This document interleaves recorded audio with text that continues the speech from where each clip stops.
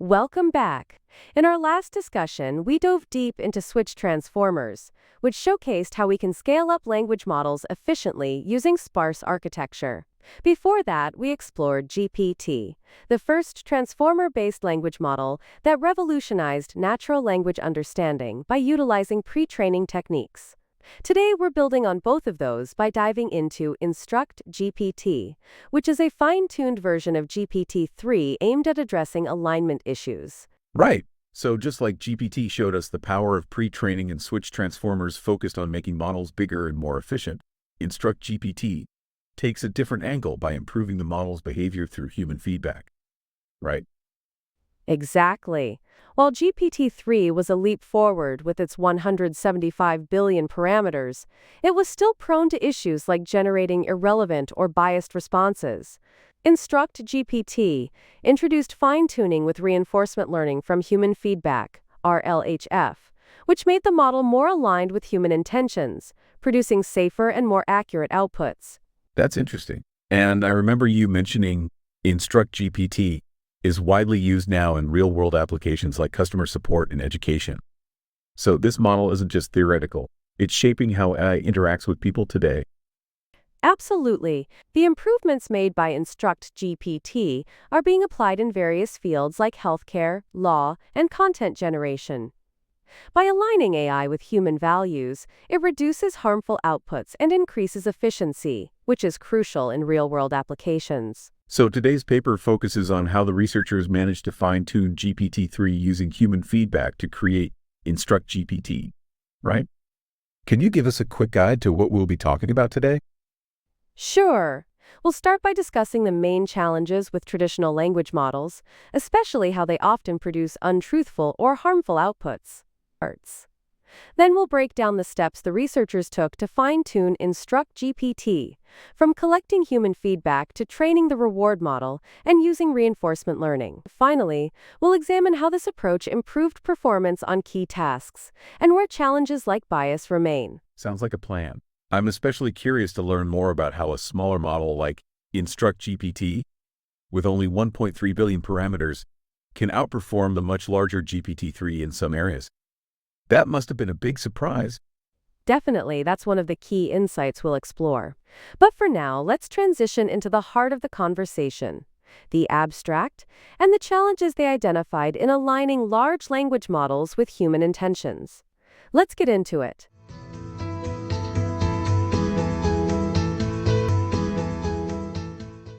Today, we're going to discuss the abstract of a very interesting paper about InstructGPT. To begin, the authors of this paper highlight a significant problem. Making language models bigger doesn't necessarily mean they'll be better at following user instructions. These models can often produce outputs that are untruthful, toxic, or just plain unhelpful. In other words, they lack proper alignment with user intent. A key takeaway from this study is that by using human feedback to fine-tune these models, we can better align them with what users actually want. This process was applied to GPT-3, resulting in a new model they called InstructGPT. This model showed impressive improvements in truthfulness and a reduction in toxic outputs, even though it has far fewer parameters than the original GPT-3. So they are saying that bigger models like GPT-3, even though powerful, aren't always aligned with what users need. But through this fine-tuning with human feedback, they made a smaller model that works better in terms of user intent? Exactly. And they achieved this by first gathering examples of the correct behavior that they wanted the model to demonstrate. Then, they used human feedback to rank model outputs. This feedback helped them fine-tune the model through reinforcement learning. I think I get it. The human evaluators help steer the model by showing it what good behavior looks like, and the model gets better at following instructions. But why did they say the smaller InstructGPT model is preferred over the larger GPT-3? Great question. Despite having only 1.3 billion parameters, compared to GPT-3's 175 billion, the InstructGPT model was better at aligning with human preferences. Evaluators preferred its outputs over GPT-3's because it was more truthful and followed instructions more reliably, while also reducing toxic content. That's impressive. Does this mean InstructGPT completely solves the problem of generating untruthful or harmful text? Not entirely. While InstructGPT shows promising improvements, the authors admit that it still makes mistakes. But their results suggest that using human feedback is a promising direction for making language models safer and more aligned with human intentions. So, this is just a step in the right direction? Precisely. The fine-tuning process with human feedback opens up a lot of possibilities, but there's still more work to be done. Overall, though, their approach represents a strong advance in the alignment of ape-human goals. So as we just discussed, fine-tuning language models with human feedback has shown real promise in making them more aligned with user intent. Now let's dive a bit deeper into the details of how these large language models work and the specific challenges they face when trying to follow instructions. Large language models, like GPT-3, are designed to perform a wide range of natural language tasks. But here's the issue. They often produce unintended behaviors. For example, they might make up facts, generate biased or even toxic content, or simply fail to follow user instructions. This happens because the objective these models are trained on, predicting the next word based on web text, isn't the same as following clear, safe instructions from a user. The authors call this a misalignment. So, it sounds like the core problem is that the model is trying to guess the next word rather than understanding what the user wants. Exactly. The model is very good at generating language, but it isn't specifically attuned to do what the user intends in a helpful or safe way. That's where misalignment comes in. It's like having a conversation partner who can talk a lot but doesn't always understand what you really mean or need. That makes sense. So, how do they plan to fix this misalignment? The solution presented in this paper focuses on training models to better align with human intentions. They aim for language models to be helpful, honest, and harmless. By helpful, they mean the model should help solve the task the user has in mind. Honest means the model should give truthful information, and harmless means avoiding any form of harmful or biased output.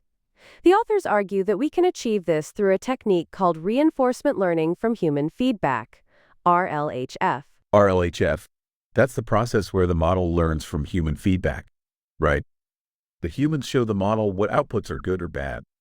Exactly. In this case, the authors use human feedback to fine-tune GPT-3. The model receives signals about whether its outputs are preferred or not, and it learns to adjust its behavior accordingly. They even break this process down into clear steps. First, they collected demonstration data from humans to show the model what good behavior looks like. Then, they used human-labeled comparisons of model outputs to train a reward model, which helps steer the model during reinforcement learning. Wow! So they are really refining the model step by step, making sure it learns not just from data but from actual human preferences. Yes, that's the key. And what's interesting is that they aren't just trying to make the model bigger. They're showing that a smaller, well-tuned model can actually perform better at following instructions than a much larger one that isn't fine-tuned in this way. That's pretty clever. I can see why alignment is so important for real-world applications. Absolutely. Since language models are being used in so many applications, from chatbots to content generation, it's crucial that they behave in ways that align with human values and goals. In this paper, the authors really emphasize that we need models that can safely and effectively follow instructions across a variety of tasks. And this introduction sets the stage for their approach to achieving that. So far, we've covered why it's crucial to align language models with human intent, and how the InstructGPT approach is a significant step in that direction. Now let's look at the foundation that this work is built upon. Understanding the previous research in this area helps us see how this paper fits into the broader landscape of AI development. The work on aligning language models is part of a growing body of research aimed at making AI systems more aligned with human values and behaviors. In fact, much of the current approach, like using reinforcement learning from human feedback, was inspired by earlier efforts in training simpler robots and AI systems to perform specific tasks based on human preferences. I think I remember hearing about that. Wasn't reinforcement learning originally used in things like Atari games and robots? How does that connect to language models? That's exactly right. Early work on reinforcement learning focused on things like training robots in simulations or helping AI agents play games. The same basic principles apply to language models. Just as those early systems learned to play games based on reward signals, language models like GPT can learn to produce better outputs by receiving feedback on whether their responses are preferred or not. Oh, so it's like the same underlying concept but applied to a more complex system, like understanding and generating language. Precisely. And what's interesting is that while this concept has been around for a while, it's only recently been applied to large language models. The idea of fine-tuning AI systems to follow human instructions more closely through this kind of feedback wasn't just limited to language models. It's been explored in many other domains, like dialogue systems and even tasks like translation and summarization. So, this paper is building on a lot of different fields and research, not just language modeling. Yes, exactly. They're building on work from various fields. For example, they reference prior studies that use human feedback to improve models in dialogue systems and story generation. There's also a related line of research on instruction-following models, where models are trained to follow natural language instructions for a variety of tasks. That's a big part of what InstructGPT is doing, training the model to understand and act on instructions in a more aligned way. It sounds like there's been a lot of progress in getting AI systems to be more responsive to human needs. But what about the potential risks? Does this related work also address the issues of harm or bias that language models can create? That's a great question. Yes, this research builds on efforts to evaluate and mitigate the harms that AI models can cause. Several papers have explored how language models, if misaligned, can generate biased or harmful content. Addressing these risks is a key concern in both the related work and this paper. For example, there's a focus on models generating less toxic or biased content, as well as making fewer factual errors. The authors of this paper are very much standing on the shoulders of those who have investigated these harms and how to reduce them. Amadaklim.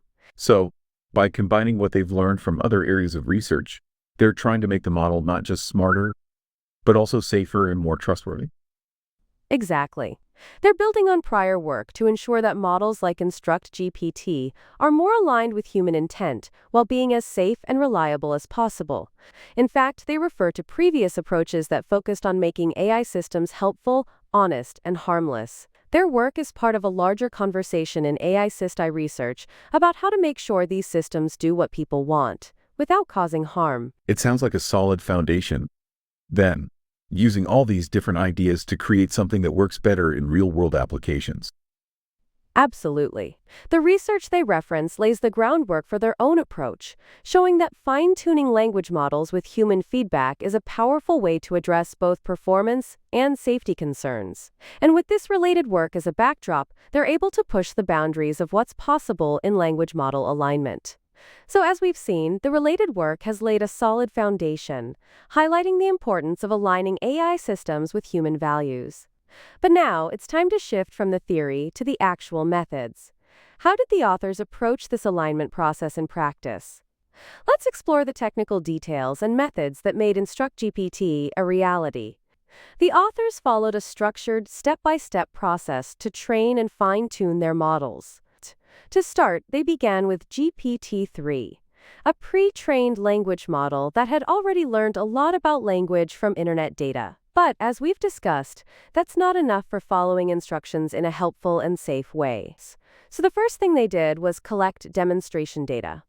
Basically, examples of how the model should behave when given a prompt.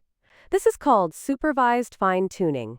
Right. So this is where human labelers come in, showing the model what a good output looks like. Exactly.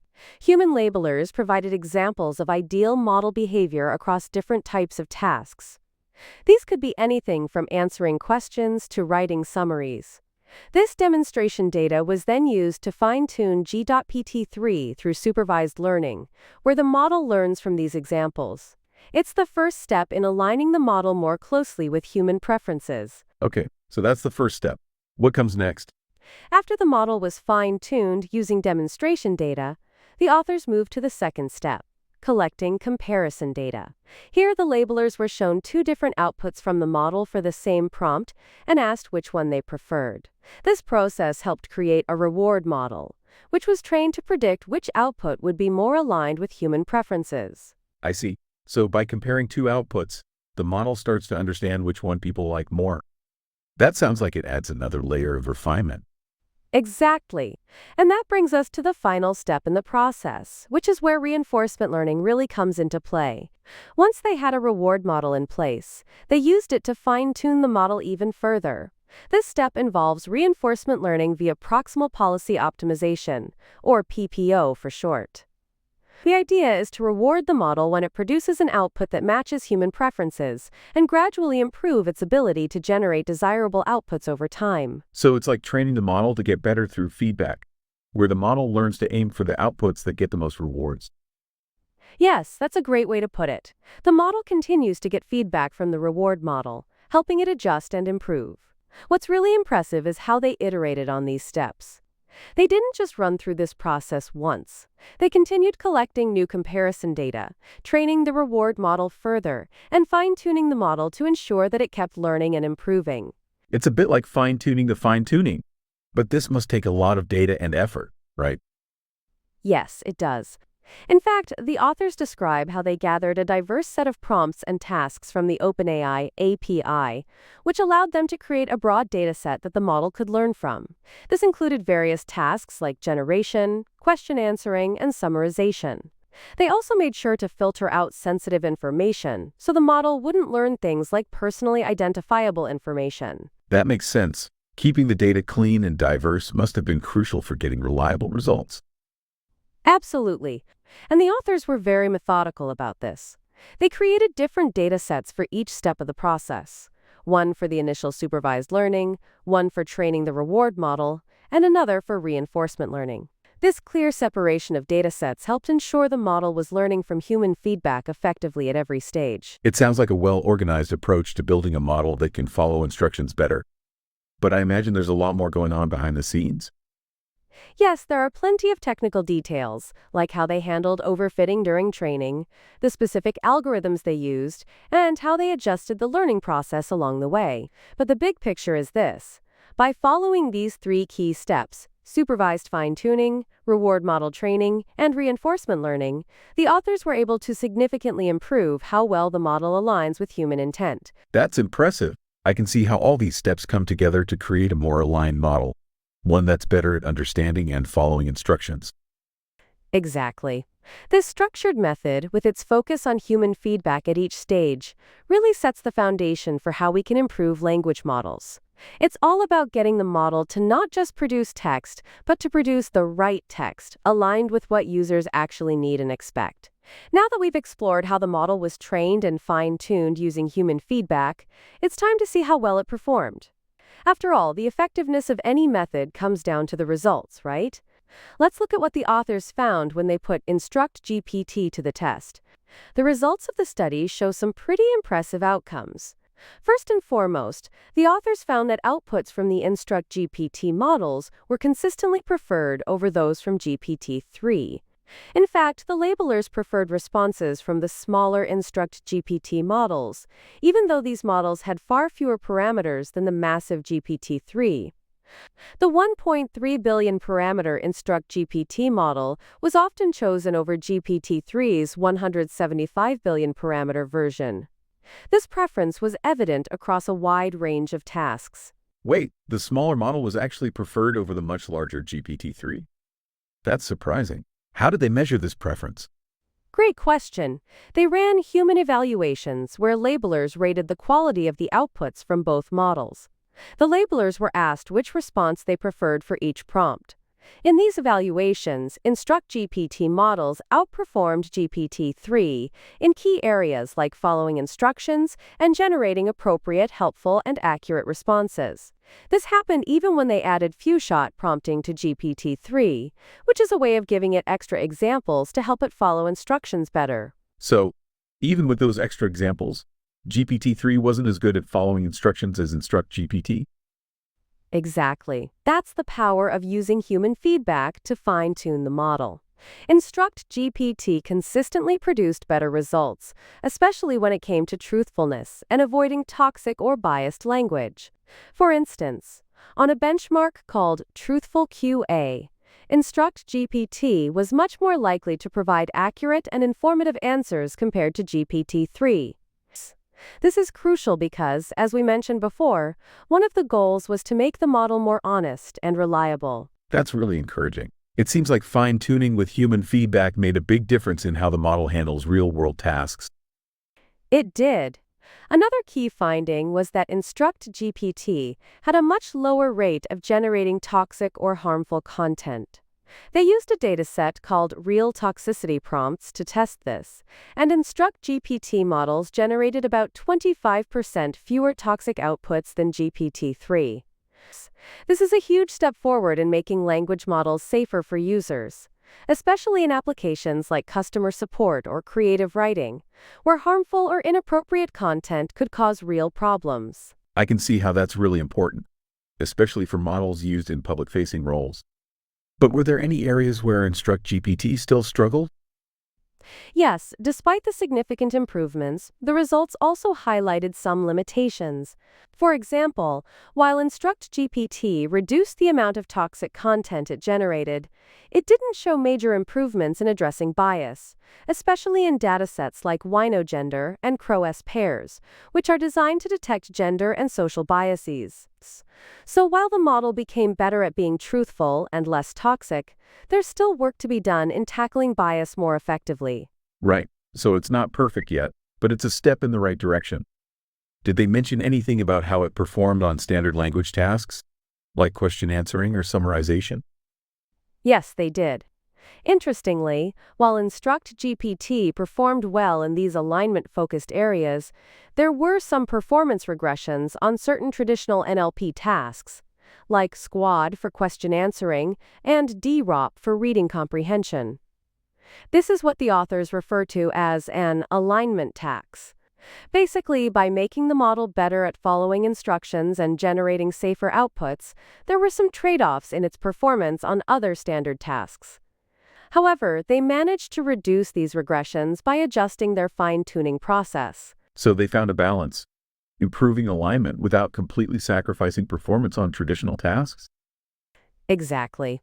They mixed in pre-training updates during the reinforcement learning phase, which helped mitigate some of the performance drops without compromising the gains in alignment. This was key because it showed that you don't have to lose everything in terms of task performance when you fine-tune for safety and alignment. That's good to know. It sounds like the results were overall quite positive, with just a few challenges left to address. Yes, overall, the results were very encouraging. InstructGPT not only outperformed GPT-3 in many important areas, but also demonstrated that using human feedback can make language models more aligned with user intent, while still being flexible enough to perform a wide range of tasks. There's still room for improvement, but this research is a strong demonstration of what's possible when we focus on aligning AI with human goals.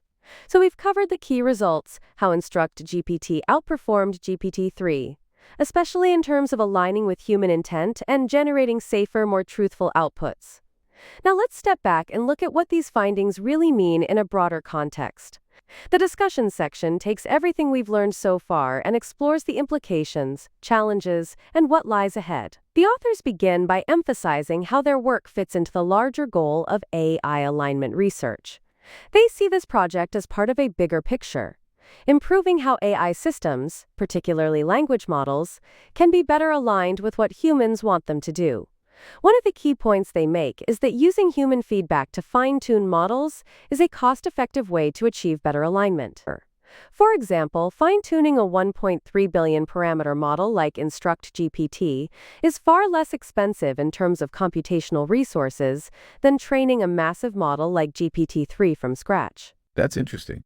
So instead of just making models bigger and bigger, they're saying it's more efficient to focus on alignment through human feedback? Exactly. The authors argue that increasing the alignment of models by using human preferences is not only more cost-effective, but also leads to better results in areas that matter, like truthfulness, helpfulness, and reducing harmful outputs. They point out that just making models larger doesn't necessarily solve these problems. In fact, InstructGPT, which is much smaller than GPT-3, ended up being preferred by users because it's more aligned with their needs. I guess that means future AI systems could be more aligned without needing massive resources, as long as we focus on feedback and alignment techniques. That's right. And the authors also talk about how this approach shows promising signs of generalization. By that, they mean that the InstructGPT model didn't just learn to follow instructions on the tasks it was explicitly trained on. It also demonstrated the ability to handle tasks it wasn't directly trained for, like working with code or following instructions in different languages. This kind of generalization is essential because it shows that the model's understanding of instructions can be flexible and adaptable. That's impressive. It sounds like they're starting to get closer to models that can follow human instructions in a wider variety of settings. Yes, exactly. But while they're optimistic about these results, they also recognize the limitations. One of the biggest challenges they mention is the issue of alignment tax. As we discussed earlier, aligning models with human preferences sometimes comes with a trade-off, a small drop in performance on certain tasks. The authors see this as a challenge for future research. How can we align models without losing too much in terms of their general capabilities? So, the alignment process can still affect performance in some areas, and they need to find ways to minimize that? Exactly. They're working on ways to reduce this alignment tax, so we can get the best of both worlds, high alignment and strong performance across a broad range of tasks. Another important point they raise is the need for models that can be tailored to different user groups. They acknowledge that aligning models to human preferences isn't a one-size-fits-all solution. Different users, cultures, and contexts might require different preferences, and this is an area that needs more attention. That makes sense. After all, what one group of people prefers might not be the same for everyone else. How do they think this could be handled? The authors suggest that future models might need to be fine-tuned or adapted to different groups or contexts. For example, they talk about the possibility of developing models that can be conditioned to reflect the preferences of specific groups. This would allow for more flexibility and customization, ensuring that the model aligns with the values and needs of different users while still being safe and reliable. That's a thoughtful approach. It sounds like they're really thinking about the broader implications of AI alignment and how it affects different people. Absolutely. And that ties into their broader point about the social impact of these models. The authors are very aware that language models, like InstructGPT, have the potential to influence not just individual users but society as a whole. This brings up ethical questions about whose preferences the models should align with, and how to ensure fairness and transparency in the process. That's a big challenge, making sure these models are both useful and fair across different groups and use cases. What do they say about the future of this research? They're optimistic but also clear that there's still a lot of work to be done. They see this research as an important step, but they highlight several open questions, especially around how to handle cases where users might disagree on what's helpful or appropriate. They also note that AI alignment research needs to keep pace with the rapid advances in AI capabilities. As models get more powerful, the risks and challenges of alignment become even more important. So, it's about keeping up with the advances and making sure alignment techniques evolve along with the models themselves. Exactly. The authors conclude that while InstructGPT has made great progress, future research should continue refining these alignment techniques to make AI systems even more reliable, safe, and aligned with a wider range of human needs. It's a promising start, but there's still a long road ahead in fully solving the alignment problem. So as we wrap up today's discussion on InstructGPT, I think the key takeaway is how human feedback can be used to fine-tune AI models, making them not just more powerful but also more aligned with human values. Looking ahead, there's a lot of excitement around how this approach will continue to evolve. Right.